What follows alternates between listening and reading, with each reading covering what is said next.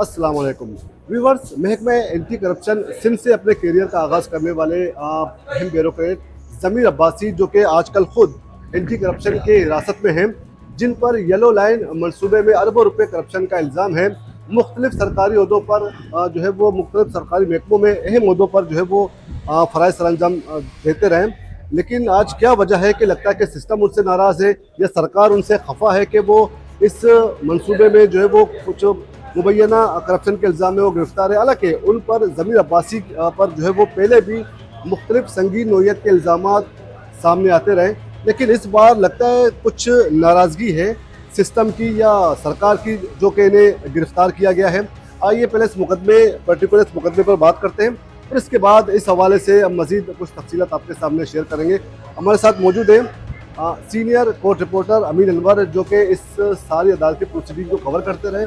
पहले इस मुकदमे की हम तफसीलात जानते हैं, फिर अदालत में क्या हुआ वो तफसीलात भी आपके सामने अमीन अनवर शेयर करेंगे। अमीन, ये बताएं कि पहले इस पर्टिकुलर मुकदमे की तफसीलात क्या है। देखिए शफी, 10 जून को एक मुकदमा दर्ज होता है एंटी करप्शन में, जिसमें ये इख्तियारात के नाजायज़ इस्तेमाल, करप्शन और दीगर इल्ज़ामात जो है वो एंटी करप्शन की जानिब से आयद किए गए हैं। और उसमें ये कहा गया है कि जो BRT येलो लाइन के प्रोजेक्ट डायरेक्टर हैं ज़मीर अब्बासी और उसके साथ एक शरीक मुलजिम है झामन दास, इन अफसरान ने मिली भगत से जो है वो 8.5 अरब रुपए की मुबैना तौर पर एडवांस पेमेंट्स की है कॉन्ट्रैक्टर्स को, और वो 8.5 अरब रुपए अकाउंट्स में रखे गए और उस पर 1.25% जो है वो मुनाफा भी हासिल किया गया है, यानी कि 1.25 अरब रुपए का मुनाफा भी हासिल किया गया है, जबकि 8.5 अरब रुपए की एडवांस अदायगियाँ भी की गई हैं, जिस पर CM हाउस की एक CMIT कमेटी ने जो है वो इंक्वायरी भी की। इंक्वायरी में जो फाइंडिंग्स दी गई उसमें यह कहा गया कि ज़मीर अब्बासी ने अपने इख्तियारात का नाजायज़ इस्तेमाल किया, कौमी ख़जाने को नुकसान पहुँचाया और वो इस ओहदे के अहल नहीं है। एंटी करप्शन की जानिब से FIR दर्ज होती है 10 जून को, और उसके बाद 11 जून से ये कहानी शुरू हुई है। जो ज़मीर अब्बासी की तरफ से 2 मिसिंग पर्सन की पिटीशंस दायर की गई।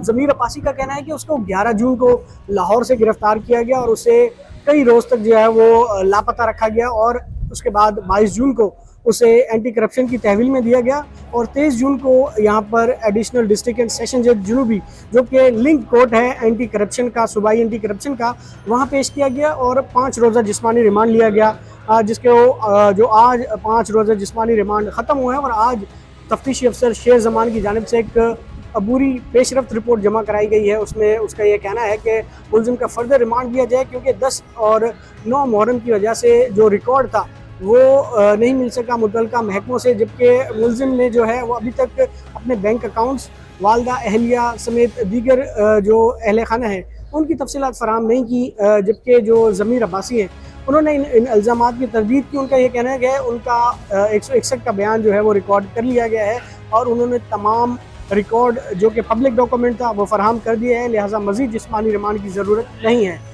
जबकि तफ्तीशी अफसर का ये कहना था कि मफरूर मुलजिम झामन दास को इसमें गिरफ़्तार करना है, मुख्तलिफ महकमों से जो है वो रिकॉर्ड हासिल करना है और दीगर जो ज़मीर अब्बासी के बैंक अकाउंट्स हैं उनकी छानबीन करनी है। लिहाजा 9 रोज़ा जिस्मानी रिमांड मांगा गया था, लेकिन आज अदालत ने 4 दिन का जिस्मानी रिमांड दिया है और साथ साथ इन्वेस्टिगेशन ऑफिसर को ये हिदायत की है कि 1 जुलाई को ज़मीर अब्बासी को मुतल्लिका जो हुकाम है उनके हवाले किया जाए। आपने देखा होगा पहली पेशी पे जब ज़मीर अब्बासी को पेश किया गया था तो किस कदर प्राइवेट गाड़ी में उनको लाया गया था बगैर हथकड़ी के। फिर जब मीडिया पे मामला हाईलाइट हुआ तो उन्हें जब यहाँ लाया गया एंटी करप्शन से सिटी कोर्ट, तो रास्ते में उन्हें हथकड़ी लगाई गई।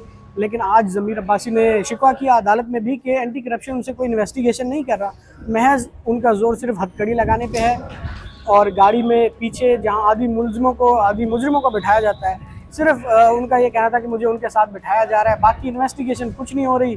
पिछली दफ़ा ज़मीर अब्बासी ने कहा था कि सिस्टम नाराज़ है जिसकी वजह से उन्हें ज़ेर अताब आए हैं वो, लेकिन बावसूख ज़राए से ये भी ख़बरें आ रही हैं कि शायद कहीं सेटलमेंट होने जा रही है जिसकी वजह से इस मामले को प्रोलॉन्ग किया जा सकता है। जबकि जो सरकारी वकील थे उन्होंने एक अहम बात की, जो पहला रिमांड था कि ड्यूरिंग द इन्वेस्टिगेशन अगर मुलजिम जो है वो बेगुनाह साबित होता है तो उन्हें रिहा भी किया जा सकता है, यानी कि एक इशारा था समझदारों के लिए। बाकी जो सिस्टम है, ज़मीर अब्बासी का ये कहना है कि सिस्टम नाराज़ है, जिसकी वजह से वो अभी अरेस्ट हैं। ज़मीर अब्बासी आपको पता है इससे पहले मुख्तलिफ ओहदों पर तैनात, अहम ओहदों पर, अहम महकमों में तैनात रहे। एंटी करप्शन से उन्होंने अपना करियर शुरू किया था और उसके बाद आपको पता है वो नैब में डॉक्टर आसिम के केस में 462 अरब रुपए की जो करप्शन का रेफरेंस था उसमें वो इन्वेस्टिगेशन ऑफिसर थे, लोकल गवर्नमेंट डिपार्टमेंट में रहे। उसके अलावा ये अभी प्रोजेक्ट डायरेक्टर थे जिस पे उन्हें अभी तक सस्पेंड किया गया है इस ओहदे से। कोऑपरेटिव में रहे और मुख्तलिफ कोऑपरेटिव सोसाइटीज़ में रहे हैं, मुख्तलिफ अहम ओहदों पर तैनात रहे और मुसलसल खबरों में भी रहे हैं, आपको पता है कि। और अब जैसा कि वो एंटी करप्शन की हिरासत में 4 रोज़ा जिस्मानी रिमांड है, 8.5 अरब रुपए की करप्शन है। अब देखते हैं कि ये मामला क्या रुख इख्तियार करता है। अच्छा अमीन, इसमें जो मिसिंग पर्सन की दरख्वास्त थी वो पहले फाइल होती है, गिरफ्तारी बाद में जाहिर होती है।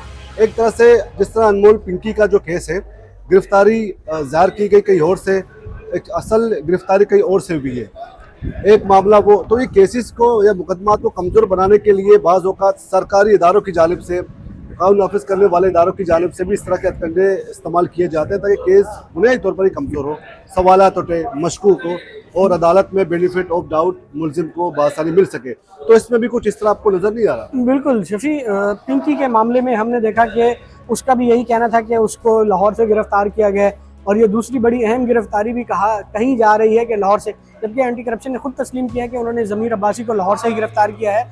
लेकिन जो डेट ऑफ अरेस्ट है, मेमो ऑफ अरेस्ट है, उसमें जो है वो काफ़ी अहम बातें की गई हैं। गुज़िश्ता समात पे भी हमने देखा कि जो मेमो ऑफ अरेस्ट है, मुलजमान के वकला का ये कहना था कि उस पर जो है वो लाहौर का कोई भी गवाह उस मेमो ऑफ अरेस्ट का गवाह नहीं है, तमाम गवाह यही कराची के हैं। जबकि जो ज़मीर अब्बासी की गुमशुदगी का मुकदमा भी लाहौर के एक थाने में दर्ज हुआ है, जिसका रिकॉर्ड गुज़िश्ता समात पर पेश भी किया गया था, जिसमें लाहौर हाई कोर्ट के ऑर्डर पे वो मिसिंग पर्सन की FIR हुई है। इसके अलावा सिंध हाई कोर्ट में मिसिंग पर्सन की एक FIR हुई है और तमाम रिकॉर्ड जो है अदालत के सामने रखा गया है। ये सभी ये जबकि दूसरा अहम नुकता ये था कि एंटी करप्शन में जो प्रोसीजर है मुकदमा दर्ज करने का, उसको फॉलो नहीं किया गया, जो कि एक मैं समझता हूँ कि संगीन गफलत है, खामी है। क्योंकि एंटी करप्शन में पहले इंक्वायरी होती है, इंक्वायरी के बाद अप्रूवल होता है, बोर्ड की अप्रूवल के बाद मुकदमा दर्ज होता है। लेकिन मुलजमान के वकला का भी यही कहना था कि पहले FIR हुई है और बाद में इन्वेस्टिगेशन होगी, जबकि एंटी करप्शन के जो लॉज हैं उन्हें बाईपास किया गया है और उनका ख्याल नहीं रखा गया। तो ये लूप होल्स मैं समझता हूँ कि जानबूझकर रखे जाते हैं ताकि कल को अगर कहीं बारगेनिंग की कोई सूरत हाल हो तो उसको भी अभी भी जैसे कि खबरें आ रही हैं कि शायद सिस्टम से जो है सेटलमेंट होने जा रही है। अब देखते हैं कि कितने दिन तक ये नाराज़गी बरकरार रहती है और ज़मीर अब्बासी एंटी करप्शन की रास्ते में रहते हैं। बहुत बहुत शुक्रिया अमीन अनवर, जो कि इस सारी अदालती कार्रवाई के मुतालिक आगाह किया। और इसके अलावा जो ज़मीर अब्बासी का जो एक बैकग्राउंड भी है कि वो कितने बाइख्तियार और असर रसूख रखने वाले ब्यूरोक्रेट हैं, उस हवाले से भी तफसीलात से आगाह किया। चूँकि एंटी करप्शन के पास वाकई में ये अख्तियार नहीं होता कि वो पहले FIR करे उसके बाद इंक्वायरी करे, जबकि एंटी करप्शन FIA और नेब के पास जो मैंडेट है उसके मुताबिक पहले वो इंक्वायरी करते हैं। अगर जुर्म कहीं साबित होता है, कुछ इल्ज़ामात, कुछ ठोस शवाहिद सामने आते हैं, तो उसके बाद ही बाकायदा गिरफ्तारी होती है। लेकिन इस केस में कुछ मुख्तलिफ हुआ है, तो इसका मतलब है कि एंटी करप्शन ने भी अपने इख्तियारात से तजावज़ किया है और एक तरह से एक लूज़ बॉल दिए और यूँ लगता है कि एक बेनिफिट ऑफ डाउट मुल्ज़िम को दिया गया। इसी तरह बहुत से हाई प्रोफाइल केसेस जिनके फैसले नहीं होते या जिन पर जो है वो जिन मुकदमात में मुलजमान के ख़िलाफ़ जो है वो इल्ज़ाम साबित नहीं होते, उसकी सबसे बड़ी वजह यही होती है कि कानून नाफिज करने वाले इदारों के ख़िलाफ़ जो मुकदमात कायम किए जाते हैं उसमें इस तरह के लूज़ बॉल दिए जाते हैं कि उनके फ़ायदे जो है वो मुलजमान को मिल सके और उन्हें उन मुकदमात में सज़ा ना हो। यही वजह कि अदालतों में जो है वो एक कन्विक्शन रेट हमारे यहाँ बहुत कम है। उसकी वजह यह है कि कानून नाफिज करने वाले इदारे एक तो प्रॉपर तरीके से केस आगे फॉरवर्ड नहीं करते और अदालतों के पास ज़ाहिर है वो तो जो इस्तगासा की जानिब से जो मुकदमा तैयार किया जाता है, जो शवाहिद पेश किए जाते हैं, जो प्रोसीडिंग को फॉलो किया जाता है, अदालतें भी उसके मुताबिक ही फैसला सुनाती है और उसी प्रोसीजर को देखते हुए अदालत जो है वो इस कार्रवाई को आगे बढ़ाती है। लेकिन जब उस मुकदमात में ही कुछ फ्लॉज हो, इंक्वायरी ही नाकिस हो, तफ्तीश ही नाकिस हो, तो सारे इसका फ़ायदा तो मुलजमान को पहुँचना है। तो बहरहाल अब देखते हैं कि ये मुकदमा अपने मंतकी अंजाम को पहुँचता है या फिर दीगर माजी की तरह जो हाई प्रोफाइल मुकदमात बने जो बगैर किसी फैसले के सख्त खाने की तरफ जाए या फिर बार्गेनिंग करके फिर मुलज़म को जो है वो दीगर मुकदमात की तरह इस मुकदमे में भी जो है वो कोई इल्ज़ाम साबित ना हो और मुलज़िम को या मुलज़मान को जो है वो इस मुकदमे में भी जो है वो बरी किया जा सके। तो अब तक के लिए इतना ही। आइंदा इस हवाले से मज़ीद कुछ अपग्रेड प्रोग्रेस हो वो हम आपके सामने जो है वो शेयर करेंगे। वीडियो अगर आपको पसंद आई हो तो उसे लाइक करें, चैनल को सब्सक्राइब करना ना भूलिएगा और कमेंट सेक्शन में अपनी आरा से मुतालिक आगाह करें कि आपको लगता है कि इस मुकदमे का वाकई में ये मुकदमा अपने मंतकी अंजाम को पहुँचेगा या आप इससे मुतमिन हैं या नहीं। इस हवाले से अपनी आरा से ज़रूर आगाह कीजिएगा।